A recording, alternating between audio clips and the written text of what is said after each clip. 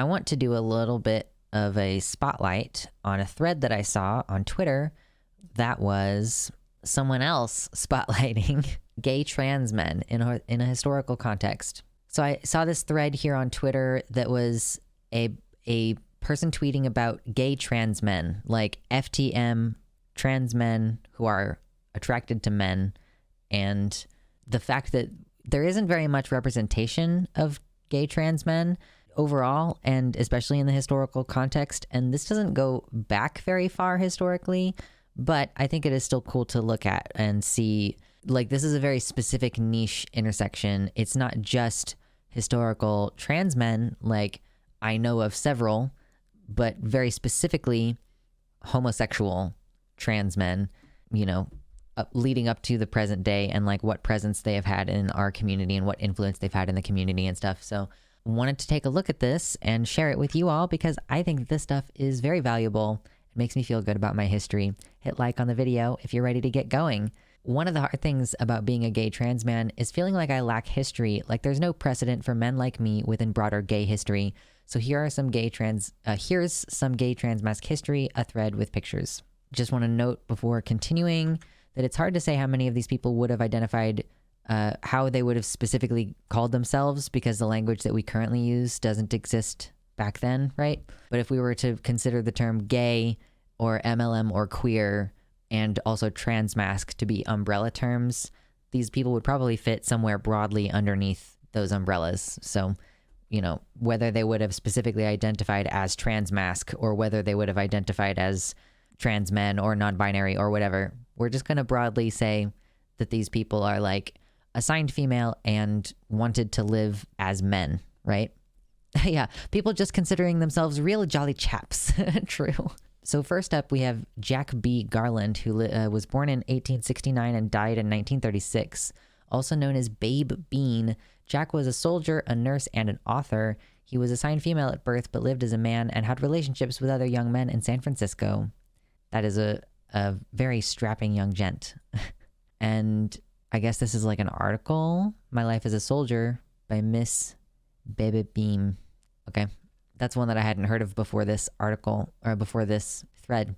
Lou Sullivan. I have heard of Lou Sullivan multiple times before. Born in 1951, died in 1991. Lou was a trans writer and activist who found refuge in his local gay scene, leather bars, kink clubs, and activist groups. You can read selected entries from the diaries he kept throughout his life, which is titled, "We Both Laughed in Pleasure." Some photos of Lou. That looks like a very young Lou. This is older. He had top surgery. Yeah. I mean, honestly, like, not bad as far as results go. I will say, like, his chest looks pretty good. Lou fought for years to be allowed access to HRT and gender-affirming surgery as a gay man, because at the time when trans people were transitioning, they were only allowed to transition if they were going to lead heterosexual lives. Like, if they were going to be, like, he would be like, they were going to be like, you have to be a straight man. And he's like, but I'm not attracted to women. I am a gay man. He did get there eventually. Yeah, this same photo. Underwent top surgery in 1980. Lou sharing the photos of the results with other FTMs. FTM is the term that was just normal at the time. I'm just saying it's fallen out of fashion. I'm just acknowledging it. For Lou, one of life's greatest pleasures was feeling the sun on his smooth masculine chest. Here he is picnicking with friends at Golden Gate Park in 1981, which is just spectacular. I feel like that is like something that people can read through to the present. You know, that people, even today, it's one thing that we often think about is we want to go swimming. We want to go have our bare chests out in the sun. Obviously, I've talked about how I don't really want top surgery, but that's my prerogative. I'm not super keen on being topless around people. I don't think I would be especially keen on it if I was post-top surgery either, but that's, again, just me. Moving on.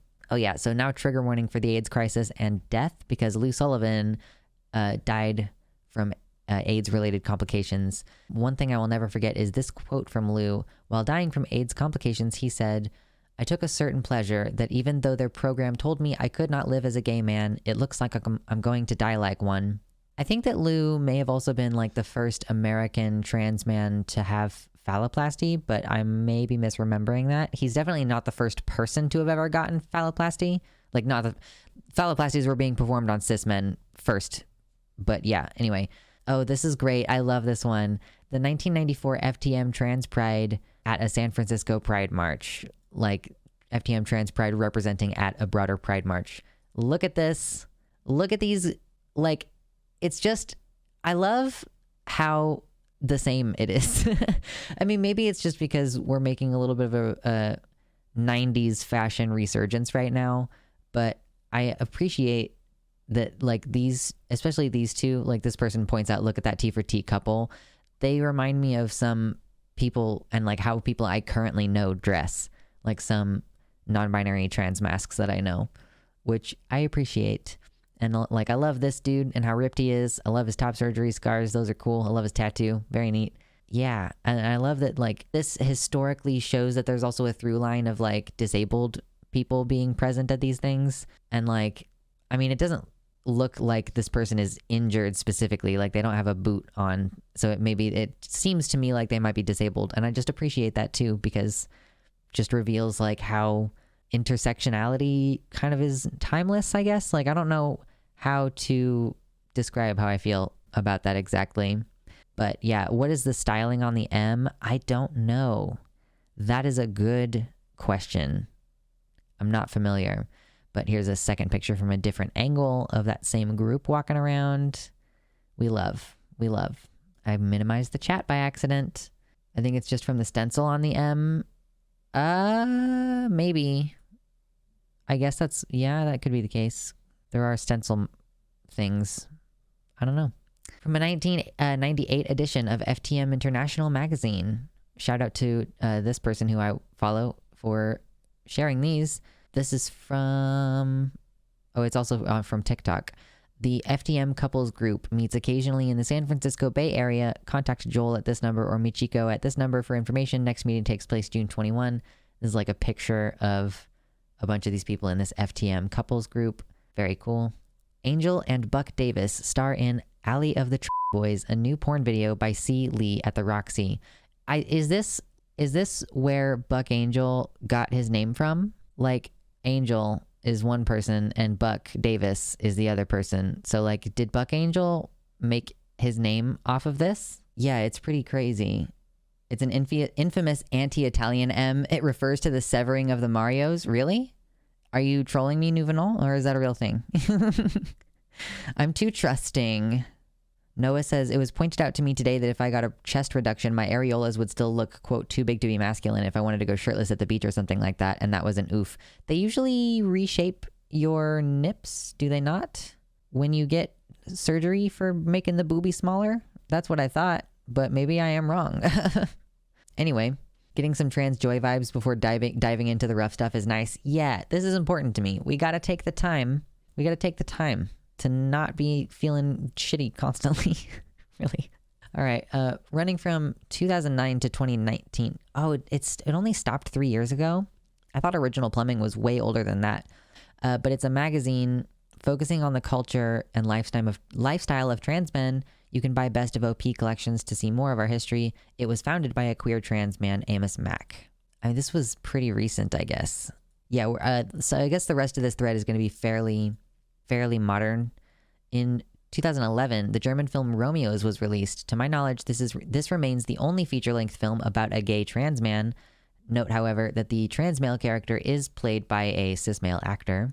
In 2021, the wonderful Gottmik became the first trans man to compete on Drag Race. I just want to say this one was really cool. It's really freaky and Hellraiser-y, but really cool.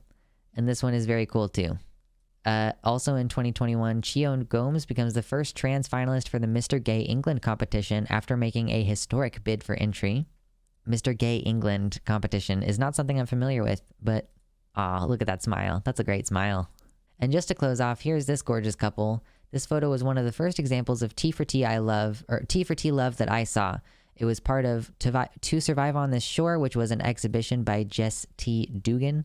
I think that I saw this whole series when it came out. It was a whole bunch of elderly trans people. Like, that was the point of the exhibition. So, yeah. We love T for T bears. Very cute. True. Yeah. Theodore ends saying, "We have always been here. We always will be." Yeah, it is a very sweet pick. So I just wanted to share some heartwarming vibes for the beginning of the stream here. That seems like a good way to start off before we segue into talking about the NHS. Because that's the next topic on the docket, is the NHS.